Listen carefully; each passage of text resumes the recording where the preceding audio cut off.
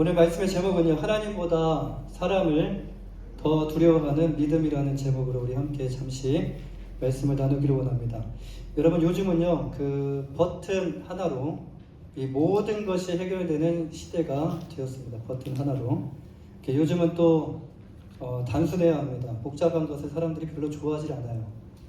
복잡하면 사람들이 또 찾지 않습니다. 한번 써보기는 하되 그 이후에는 단순한 것을, 그리고 좀 좋은 것들을 이렇게 찾게 됩니다. 음식도 요즘에는요, 버튼 하나로, 그리고 결제도 버튼 하나로, 그리고 약속 이 취소도 버튼 하나로, 이 버튼 하나면 모든 것이 끝나는 이 시대가 되었습니다. 여러분, 과거를 우리가 한번 돌아보면요, 오늘날 같이 이렇게 편리하게 사는 이 시대가 아마 없었던 것 같아요. 오늘날과 같이. 지금 이 시대 이후에 또 어떤 시대가 우리에게 펼쳐질지 모르지만, 지금 이 시대만큼 이렇게 편리한 우리가 시대를 살아가는 것이 과거에는 없었던 것 같습니다. 이 시대가 바뀌면서 여러분, 우리의 고민도 달라지게 되었는데요. 이제 우리의 고민은 이 다른 어떤 그런 고민이 아니라 이 버튼을 누를까 말까를 고민하는 그런 문제로 달라지게 되었습니다. 이제는 또 혹시 여기 계신 분도 지금 뭐 다 카드를 들고 다니시는 분도 계시겠지만, 카드를 들고 다니지 않아도 되는 시대가 됐어요. 항상 그 내 몸과 같이 들고 다니는 이 셀폰 안에 카드가 있어가지고요, 이 셀폰으로 갖다가 대기만 하면 결제가 되는 그런 시대입니다. 우리가 살고 있는 세상은요, 너무 편리한 세상으로 바뀌었어요. 너무 편리한 세상으로. 너무 빨리 바뀌었어요. 그 시간이 두면서 이렇게 오랫동안 이렇게 시간을 두면서 서서히 바뀌는 것도 아니고, 너무 빨리 너무 편리한 세상으로 바뀌게 되었다는 거예요. 그렇다면 이 편리함은, 자, 이제 우리에게 더 이상 이 편리함을 통해서 우리에게 더 이상 문제를 우리에게 주지 않을까. 그런데 분명히 여러분, 이 안에는 또 양면성이 있습니다. 장점이 있으면 단점이 있고, 이게 좋은 것이 있다면 이게 또 안 좋은 것이 분명히 있다라는 거예요. 좋은 게 있으면 반대되는 것도 있다라는 것입니다. 이 편리함은요, 우리의 선택을 점점 가볍게 만들고 있다라는 것이에요. 우리의 선택을 점점 가볍게 만들고 있다라는 거예요. 우리는 우리에게 주는 편리함이라는 이 버튼을 가볍게 누르지만, 오히려 현금을 쓸 때보다 카드를 쓸 때의 가게의 그 빚이 더 많아졌다라는 그런 말이 있어요. 우리에게 주는 편리함이라는 이 버튼을 가볍게 누르지만, 여러분, 그것은 우리에게 오는 그 결과는요, 결코 가벼운 결과로 오지 않는다라는 거예요. 어느 회사에서 신입사원 교육 중에 아주 흥미로운 실험을 하나 했는데요. 이 신입사원 그 책상 위에 2개의 버튼을 올려놓았습니다. 2개의 버튼을. 하나는 아주 눈에 잘 띄는 버튼이고요.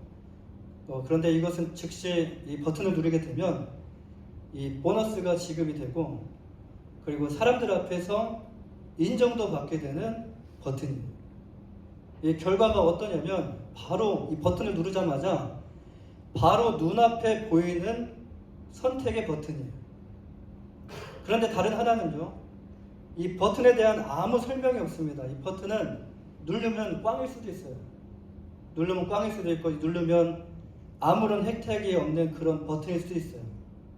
또는 이 버튼을 눌러도 당장 그 자리에서 아무 일도 일어나지 않을 수 있습니다. 이 교육을 받았던 이 대부분의 신입사원들은요, 이 지금 말씀드린 이 2번째 버튼이 아니라 첫 번째 버튼을 눌렀다고 합니다. 여러분, 눈앞에 10,000불짜리 버튼이 있고 아무것도 쓰여지지 않는 그 버튼이 하나 이렇게 2가지가 놓여있다면 어떤 것을 선택하시겠습니까? 자, 그 이유가 이제 뭐라고 나오냐면요, 즉각적인 보상이라는 거예요. 즉각적인 보상. 그리고 주변에 이렇게 사람들의 반응이 있었기 때문에 이 버튼을 눌렀다라는 거예요. 즉각적인 보상. 지금 눈앞에 보이는 즉각적인 보상. 그런데 교육이 끝난 후에 이 담당자는요, 신입사원들에게 우리는 성과를 빨리 내는 사람을 찾는 것이 아니라 아무도 보지 않을 때에도 옳은 선택을 할 수 있는 그런 사람을 찾고 있다라고 말했다고 그래요. 여러분 앞에 이 두 버튼이 놓여 있다면 여러분 어떤 버튼을 선택하시겠습니까? 사랑하는 여러분, 우리는 지금 이 시대를 우리가 함께 세상과 함께 살아가고 있지만 여러분, 우리의 정체성은 그리스도인입니다. 우리는 세상 속에서 그리스도인으로 이 세상 속에서 지금 살아가고 있어요. 우리의 삶은 세상 사람들과의 삶과 같은 삶이 아닙니다. 우리는 세상을 그냥 또 살아가는 것이 아니에요. 그리스도를 믿기 이전과는 다른, 이제 우리의 마음 가운데 그리스도를 중심으로 모시고 그리스도를 통해서 세상을 바라보며, 그리고 세상 가운데서도 선택해야 될 많은 일들이 있지만 그리스도를 통해서 그리스도의 중심으로 선택하며 우리는 세상을 살아가야 합니다. 그렇다면 우리는요, 이 예수 그리스도를 우리의 구주로 믿고 있다고 말하면서 정말 그런 결정적인 순간이 우리에게 찾아왔을 때에도, 선택이라는 그 순간이 우리에게 찾아왔을 때에도 우리는 당연히 그리스도를 선택하고 있는가라는 질문이에요. 오늘 본문에 보시면 예수님께서 행하신 기적과 그 말씀을 듣고 하나님 나라의 그 말씀을 듣고 반응한 두 부류의 사람들이 나옵니다. 하나는 예수님을 믿지 않는 사람들이에요. 예수님을 거부한 사람들.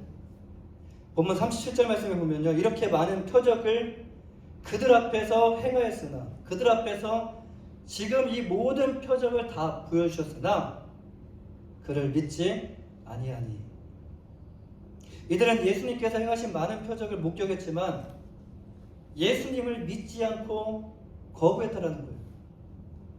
예수님은 자신이 누구신지, 자신이 하나님께서 보내신 분임을 믿게 하기 위해서 계속해서 많은 표적으로 보여주시고 사람들 앞에서 많은 기적을 행하여 주셨어요.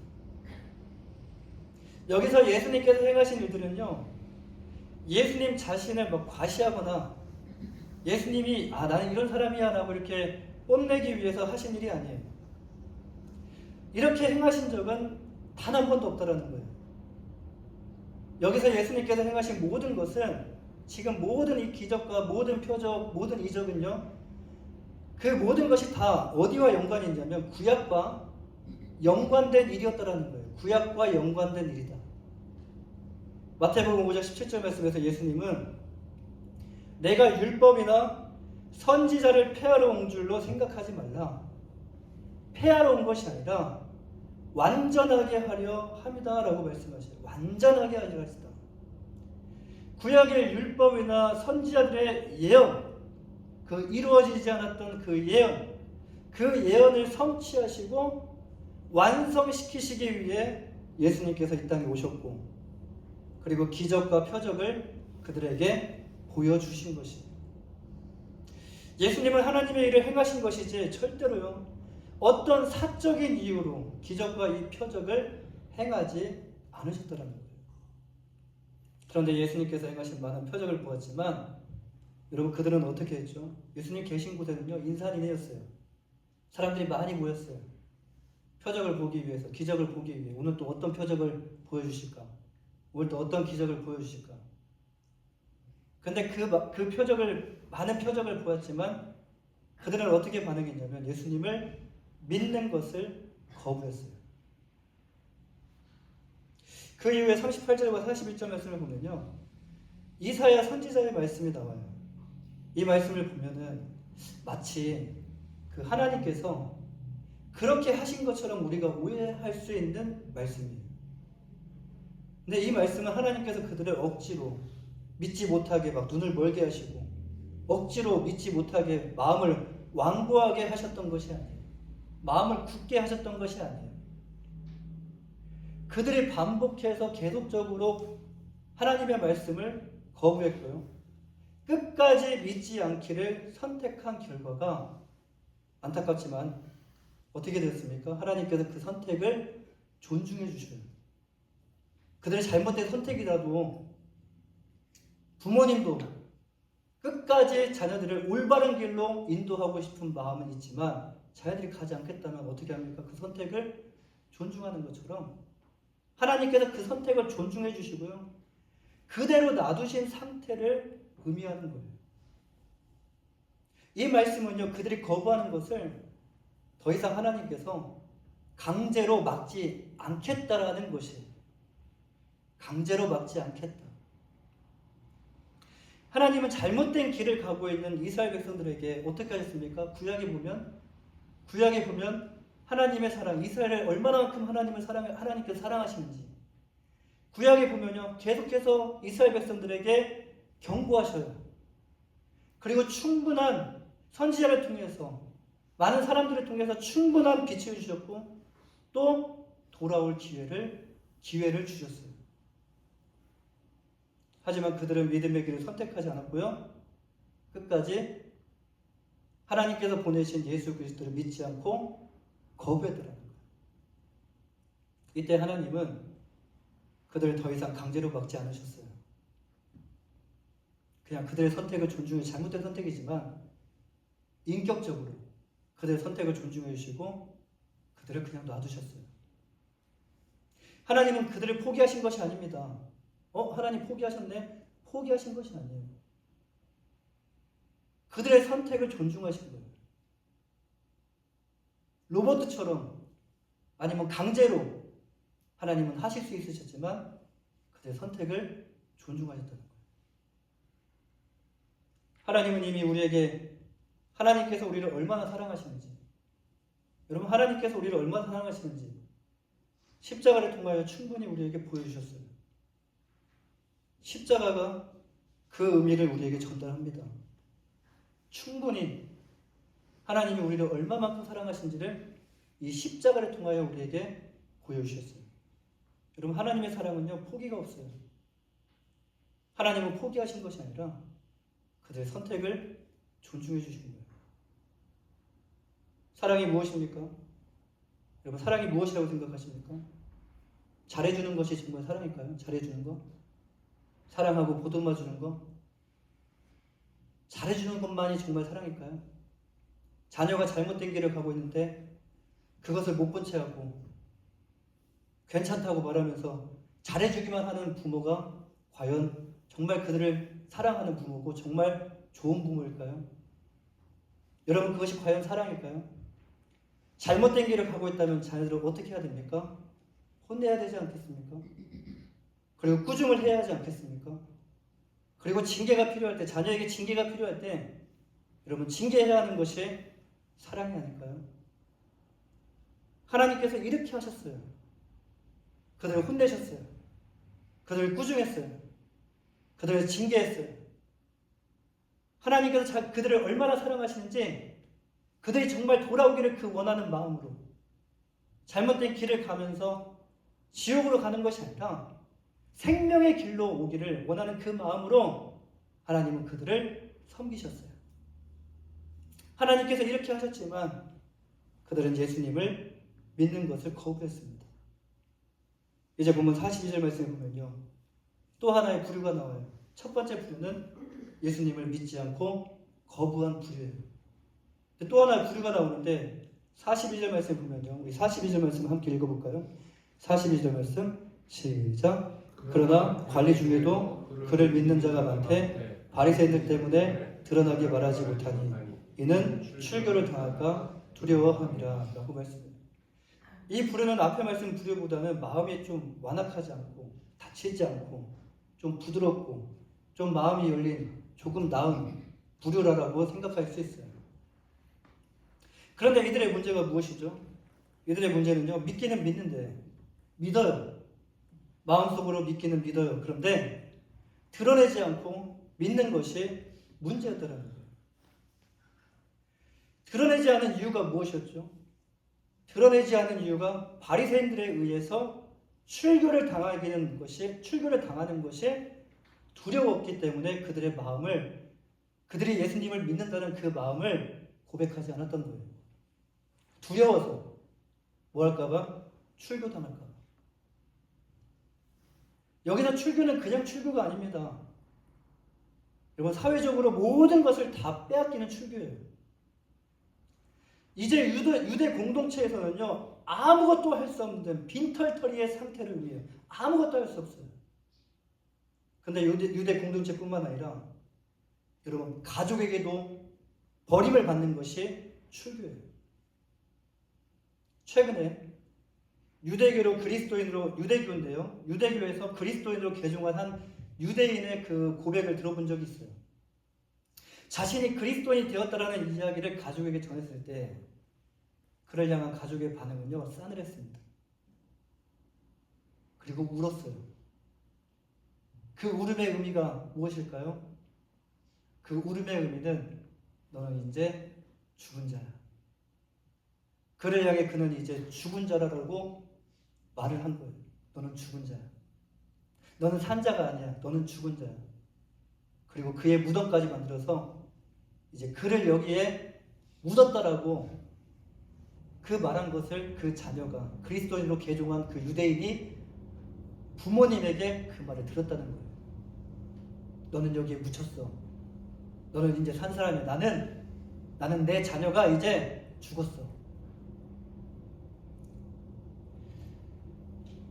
이와 같이 지금도 유대인 안에는요, 여러분, 출교가 행해지고 있어요. 오늘 본문에 나타난 저들은 그리스도를 구주로 믿지만 믿는다고 말하지 못합니다.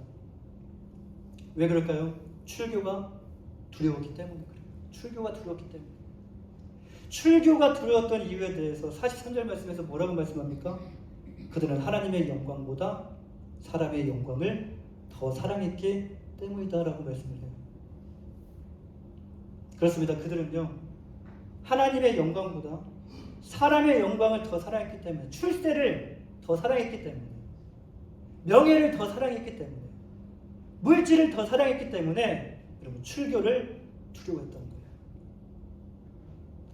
오늘 우리에게 주신 본문에서 우리는요, 예수님을 믿지 않고 거부한 사람들과 또 한편으로는 예수님을 믿는데 드러내지 않은 사람들을 우리가 살펴봤습니다. 하나는 예수님을 믿지 않는 것을 선택했고요, 거부했습니다. 근데 하나는 예수님을 믿어요. 예수님을 믿지만 드러내지 않는 것을 선택을 했어요. 하나는 거부하는 것을 선택을 했고, 하나는 믿지만 고백하지 않는 것을 선택을 했다는 거예요. 여러분, 이 두 가지 중에서 어떤 것이 더 나은 선택이라고 생각하십니까? 어떤 것이 더 나은 선택이죠? 그래도 아마 여러분은 두 번째가 더 나은 선택이라고 생각하실 거예요. 그렇습니다. 우리가 생각하기에는요, 우리가 생각할 때 안 믿는 것보다, 거부하는 것보다, 안 믿고 거부하는 것보다 믿는 것이고 예수님 안에 있는 것처럼 보이기 때문에 그래도 첫 번째보다 두 번째가 더 나은 선택이 아닐까라는 이런 생각을 하시게 될 거예요. 믿잖아. 그쵸? 믿잖아. 사람의 기준으로 보면은 두 번째 선택이 더 나아 보입니다. 그러나 하나님은요, 그 믿음을 어떻게 보셨을까요? 하나님은 그 믿음을 어떻게 보셨을까요? 요한은 그들의 실체를, 그들은 하나님보다 사람의 영광을 더 사랑했다라고 드러내요. 여기서 그들의 믿음은 사람이 아니라 예수님을 향한 믿음인 것은 맞아요. 예수님을 향한 믿음인 것은 맞는데, 그런데 그들의 선택의 기준은요, 하나님이 아니라 여전히 사람이 선택의 기준이었다는 거예요. 예수님을 믿기는 했지만 결정적인 순간에 예수님을 믿습니다. 그러나 결정적인 순간에 그들은 하나님이 아니라 사람의 버튼을 눌렀다는 것이에요. 결정적인 순간. 그런데 이게 나쁜 것인가 라고 생각할 수 있어요. 이게 나쁜 것인가? 나쁘다는 것이 아닙니다. 이만큼 하는 것도 안 믿는 것보다 낫고 괜찮은 것이 아닌가라고 이렇게 생각할 수도 있어요. 그렇습니다. 이 사람들은요, 예수님을 믿지 않는 사람도 아니에요. 지금 이 부류의 사람들은 예수님을 믿지 않는 사람들도 아니고요, 예수님을 또 부인한 사람들도 아니에요. 그냥 고백을 안 했을 뿐이에요. 그렇다고 또 예수님을 공격한 사람들도 아니에요. 그저 드러내지 않고 조용하게. 그런데 그들이 실제로 더 사랑한 것은 여러분 무엇입니까? 눈에 띄지 않게 서로가 불편하지 않는 선에서 믿으려던 사람들인데 그들이 실제로 더 사랑한 것은 무엇인가? 그들은 어떤 선택을 했죠? 그들은 실제로 하나님의 영광보다 결정적인 순간에 사람의 영광을 더 사랑했고 사람의 시선을 선택했다는 거예요. 사랑하는 여러분, 믿음은 무엇일까요? 믿음. 우리가 생각하는, 우리가 정의하는 그 믿음은 무엇일까요? 그리고 성경에서 말씀하는 그 믿음은 무엇일까요? 여러분, 믿음하면 성경에서 누가 떠오르죠? 아브라함이 떠오르죠. 아브라함.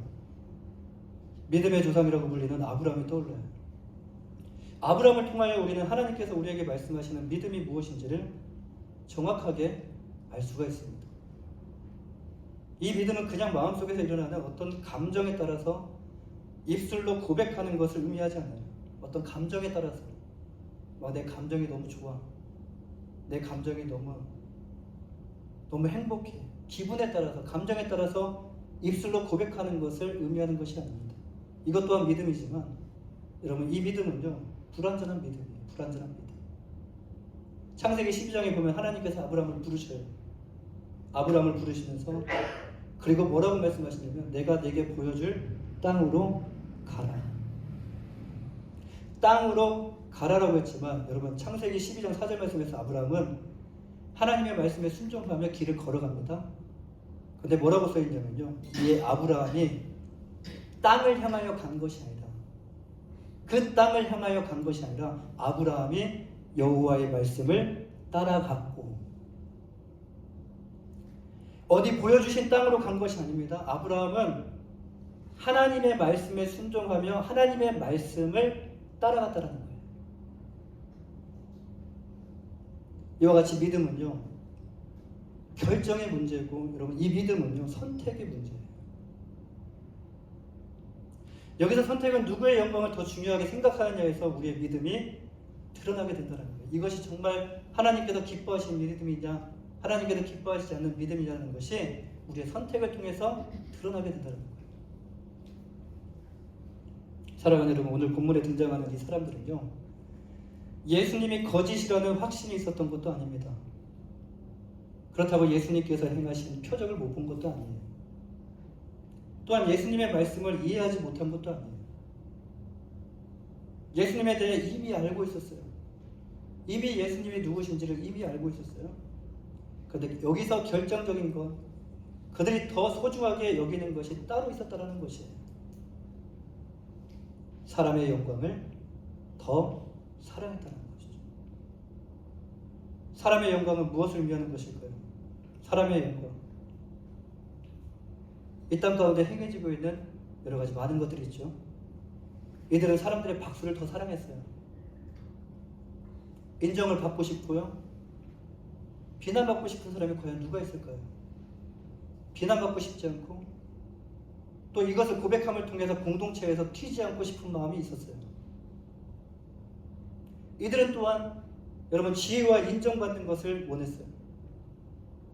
회당에서 출교를 당하지 않는 것, 고백함과 동시에 회당에서 출교를 당하는데 그냥 나만 믿으면 되잖아요. 그렇죠? 그냥 고백 안 하고 그냥 속으로 믿으면 되잖아요. 회당에서 출교를 당하지 않는 것, 믿는다고 고백했다가 괜히 집단 따돌림 당하고 집단의 왕따가 되지 않는 것, 안 불러요. 더 이상 안 불러요. 점점 그와 거리를 두게 되고 그를 멀리하게 돼요. 지금 자신의 자리, 자신의 영향력, 안전을 지키고 싶은 마음이 있었어요. 믿고는 싶지만, 믿기는 하지만 내가 이것을 고백함을 통해서 잃어버릴 것이 너무 많아요. 그래서 자신의 지위를 지키고 싶고 자신의 인정받는 삶을 원했다는 것이에요. 이미 쌓아온 신앙 이미지, 지금 현대에서 말하면 목사나 장로, 권사, 집사, 경건한 사람이라는 평가를 받고 싶은 마음이 있는 거예요. 예수님을 믿기는 하는데 예수님을 믿는다는 것을 사회적으로 내가 드러나게 되면, 자신에게 찾아올 불이익으로 인해서 잃을 것이 너무 많았다는 거죠. 가정도 잃고 사회적 지위도 박탈당하고 더 이상 이 사회에서 나는 머물 수 없는, 잃을 것이 너무 많아요.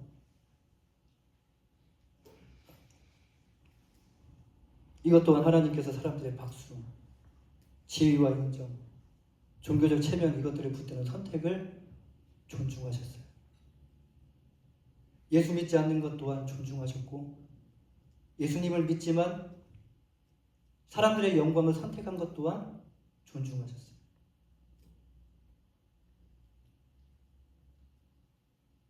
그런데 그 존중은 어떤 결론을 맞이하게 될까요? 결국 하나님 앞에서 심판을 받게 되는 결론이, 우리에게 그런 결론이 찾아오게 된다는 거예요. 그 심판이 지옥으로 가는 그런 심판이 아닐 수도 있어요. 어떤 심판인지는 몰라요. 그러나 하나님 앞에 우리가 섰을 때 이로 인해서 우리에게 찾아오는 것은 그 결론이 심판을 받게 된다는 것이에요. 요한 사도가 말하고 싶은 것은요, 여기서 둘 중에 어느 것이 더 낫다라는 것이 아닙니다. 어느 것이 더 나으니까 이것을 선택하라, 그런 말씀이 아니에요. 요한 사도가 말하고 싶은 것은요, 지금 잘못된 길에서 돌이키라는 거예요. 사랑하는 여러분, 이 말씀을 우리에게로 가져와서 이제 우리의 삶 가운데 한번 적용하기를 원하는데요. 여러분은 무엇을 더 사랑하십니까? 자, 지금 우리가 두 가지를 봤어요. 하나님의 영광, 사람의 영광. 결정적인 순간에 우리가 하나님의 영광을 선택하는가? 아니면 결정적인 순간에 내가 사람의 영광을 선택하는가? 그런데 하나님은 여러분의 선택을 존중하셔요. 하나님은 여러분 인격적으로 대해주셔요. 로봇처럼 강제적으로, 의무적으로 그를 억지로 하나님 끌지 않으셔요. 존중하십니다. 하나님은 우리의 선택을 강요하지 않으십니다. 계속 우리에게 빛을 비춰주셔요. 은혜의 길을 우리에게 제시해 주셔요. 그러나 강요하지 않으셔요. 하나님은 우리를 항상 인격적으로 대해주시고, 그리고 우리를 참고 기다려 주십니다. 그런데 우리가 분명히 기억해야 될 것은요, 하나님은 우리의 선택을 존중해 주시지만 지금도 우리의 마음 가운데 둘 중에 하나 선택해야 되는 그런 것들이 우리의 마음 가운데 있을 거예요. 하나님은 우리의 선택을 존중해 주시지만, 그런데 중요한 것은요, 그 선택의 결과까지 바꿔주시는 분이 아니라는 거예요. 사람의 영광을 선택하면 당장은 편하게 살 수 있어요. 당장 내가 비난을 안 받을 수 있어요. 내가 당장 손해를 안 볼 수 있어요. 그런데 반대로 하나님의 영광을 선택하면 당장은 불편할 수 있어요. 이게 잠시 잠깐일 수 있지만 이게 좀 오래 갈 수도 있어요. 그런데 이 선택은 여러분 한 번으로 끝나지 않습니다. 오늘 선택했다고 끝나는 것이 아니에요. 매 순간 우리에게 선택의 버튼이 주어져요. 선택하고 난 다음에 돌아보면 또 선택의 버튼이 주어져요. 매 순간 우리는 선택을 해야 됩니다. 매 순간 우리는 선택을 해야 돼요. 하나님의 영광을 선택할 것인가? 아니면 사람의 영광을 선택할 것인가? 주님은 오늘도 우리를 기다리십니다. 주님은 오늘도 우리를 기다리셔요. 그리고 우리가 하나님께서 기뻐하시는 것을 선택하기를 원하셔요. 오늘도 우리의 고백이 찬양하셨죠. 박수치면서 찬양하고 함께 기도하고 함께 예배드리는 이 우리의 고백이 입술에서만 머무는 것이 아니라 지금 현재 이 자리에서만 우리의 믿음을 드러내는 것이 아니라 오늘 말씀과 같이 날마다 우리에게 주어지는 그 삶을 통해서 이 삶 가운데 선택으로 드러나 하나님께서 기뻐하시는 그 믿음의 삶이 바로 우리의 삶이 되기를 주님의 이름으로 간절히 축원합니다. 기도하겠습니다.